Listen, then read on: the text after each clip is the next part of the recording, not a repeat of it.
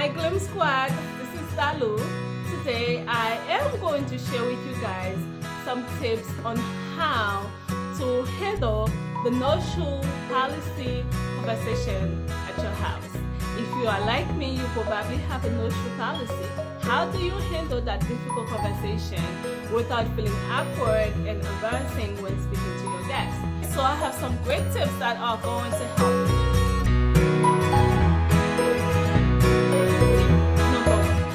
Buy a no-shoe sign and place it by the front door, preferably by the bell area. Once they ring the bell, they will get an opportunity to see the no-shoe sign. Even if you know that they are outside in front of the door, do not open the door until they ring the bell. Once they ring the bell, give them 1 to 2 seconds, then use them to process the no-shoe sign policy that you have at your house, and they will be ready to take off their shoes when they walk in. 98% of the time, they will not ask you any questions, or you will not have to answer any questions, because your guests will know what to do and what to expect. This is guaranteed. You can get a sign on Amazon for as low as $10.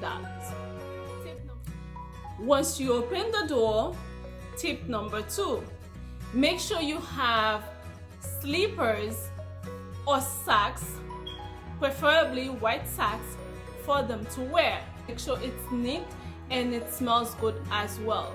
So this way, your guests will feel comfortable wearing them. Make sure you have slippers for both men and women as well. You can find those slippers anywhere. It doesn't have to be anything expensive. You can buy slippers from your local family store. Mine slippers cost only $3.99. Once my guests leave, I would wipe them down with some clothes wipes and put it away and let it dry. Tip number 3, your house has to be clean.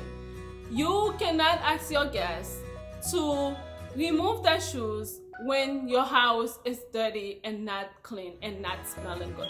It doesn't make sense. The guests will not feel comfortable taking off their shoes. It wouldn't make sense to them, and they will be all confused as to why you asked them to remove their shoes if your house is all dirty, smelling bad. So make sure your house smells good and the floor is clean once you ask them to take off their shoes, so they can understand why you make that decision. Tip number 4, lead by example. If you're walking in with your guests together, make sure you remove your shoes as well. This way your guests will see what you did and they will do the same thing without having to ask you any questions. Alright? It doesn't make sense for you to be walking in with your shoes and you're asking them to take off their shoes. It's a no-no. So take off your shoes and they will do it. Tip number 5. After they see all of this, if they ask you, should they take off their shoes?